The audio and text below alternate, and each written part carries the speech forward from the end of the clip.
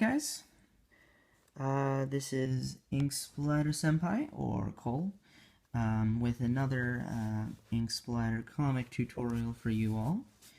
I am going to be talking again about character design. This is going to be part 2 in my short series of videos on it.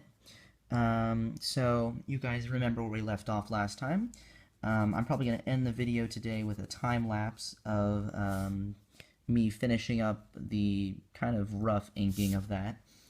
As you can see, I'm not exactly using professional comic tools at the moment. I'm just using a normal, desk ballpoint blue pen to do my inking, just because these are all like rough character design outlines, not really important art. So although I do like the way it finishes things, like it's cheap and really easy to use, and it goes over pencil pretty well. So that's what I'll be using to ink the rest of that character design. So today I'm just going to show you how I create a character from scratch, and how you do that if you have a writer. So, for example, I have, my best friend is a really prodigious writer, and so he's very talented, and he writes my comic scripts for me.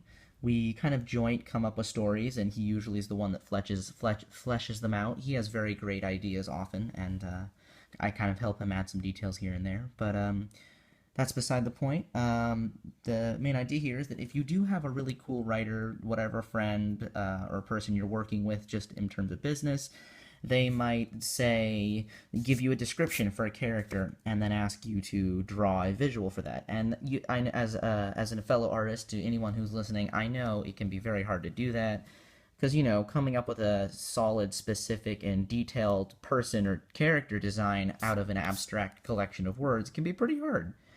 So I guess today's video is just a quick, simple guide on how to go about doing that. So the character I'm coming up with today is another one of the 4 or 5 very important main characters.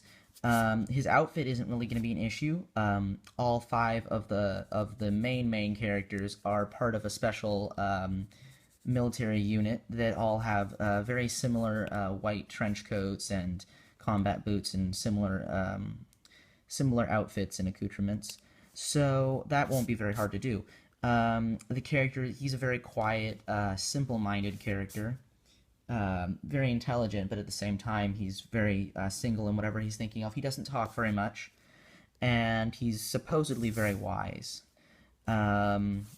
He also is a very poetic person, and supposedly my writer wants me to make him look very elegant in nature. So this is how I'm going to be going about doing that. And there weren't very many constraints.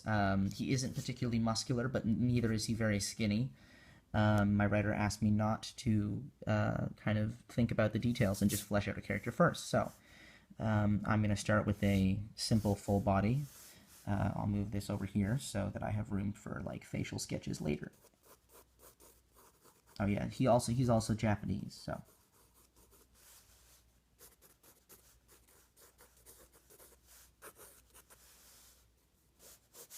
Obviously, I'm just going to start with the skeleton. So I'm going to time-lapse the next couple minutes of sketching, so I save you guys the trouble of having to watch me do all of it. If you want, I can make a video where I show all my process, but this video I'm a little short on time. So, anyways, I will be back in just a moment.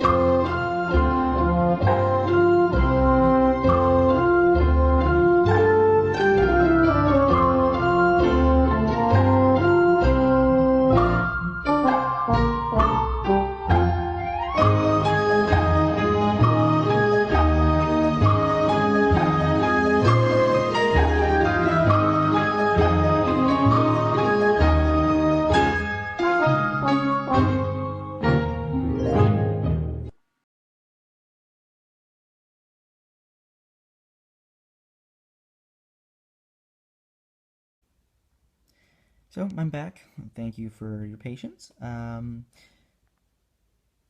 Here is the unfinished sketch. This is what I've decided. I had to obviously include the giant white trench of military-styled trench coat with. I'm going to include all the various like There's going to be a couple shoulder badges and a few emblems here and there on the uniform that I have to include that I haven't added in yet. But that's not very important. It's supposed to be more like a lab coat, but like looks kind of like it was outfitted to be a military uniform. Originally, I wanted this character to have a tie on, just because I felt like it would fit his very serious, quiet nature. But obviously that wouldn't make sense if he's on the battlefield, so I kind of gave him like a pendant, that a yin and yang pendant to go with his elegance. So, anyways, and now is the most important part. And then obviously, you can see he's not too skinny, but he's also not exactly very buff, and so he's got a sword, his hands are very bony. I wanted to make sure to include the overcoat. I always like to add a couple belts. This is just for keeping the overcoat in place when he's moving. And the most fun part of creating such a character is obviously drawing their face. So this is when I'm going to come up with a hairstyle for him. And I've decided that I want his hair to be back in a ponytail.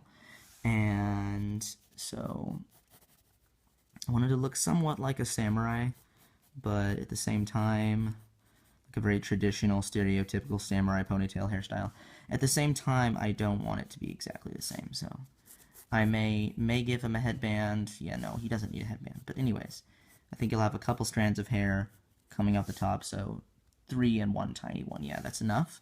And then he will have all of his other hair will be up, because it will be braided. Not braided, but pulled back. And then his ponytail will maybe go off to the side, like swaying in the wind or something. So that's it for his hairstyle. And I may have made his head slightly too big, but that's not really important right now. I'm not really focused on anatomy. Now I design his face. So, as for nose, I think we will go for very simple. And while I despise making things too simple, I'll go with a very simple kind of single line with some shadow style. For right now, I'll probably make a more detailed nose. So I think for his nose, we're going to go with this.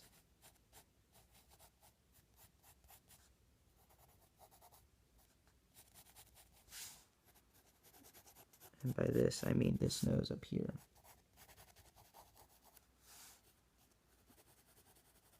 It's similar to the other guy's nose, but slightly different in that it actually has one continuous line when I draw it there.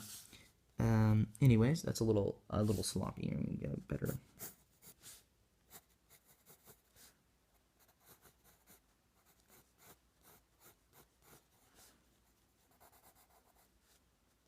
And then to be shading kind of going down there. Anyways. Okay, now you get the idea. I'll just erase that really fast. Anyways. Now for his eyes, I think I want his eyes to be very, very thin. So almost as if he has them closed oftentimes. I don't think he's not blind, obviously, but I want him to be the kind of character that when he opens his eyes, it's like when he gets serious kind of thing. I'm sure most of you guys know what kind of stereotype I'm talking of, both in comics and anime and manga. But I also want him to have them slightly open, and just enough to you to see them, so it looks like he's squinting the whole time.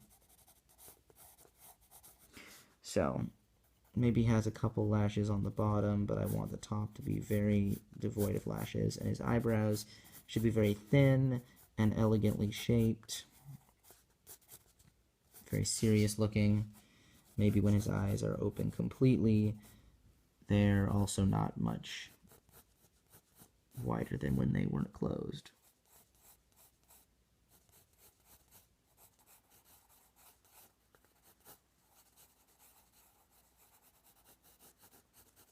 So this would be like his completely open eye.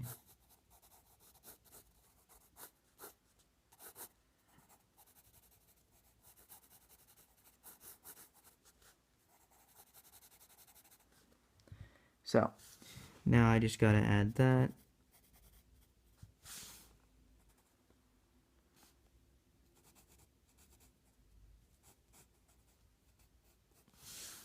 And as for mouth, he'll have a very small mouth shape because he's either his mouth is pursed in concentration, or he's not exactly interested in making any smiling gestures. He's a very serious person, doesn't show his emotion very often. Sweet. So now that we've got that down, I'm going to go over here and do a little bit slightly larger time lapse for his face and show you guys how I come up with the more detailed and come up with the jaw structure and all that. So I'll be back in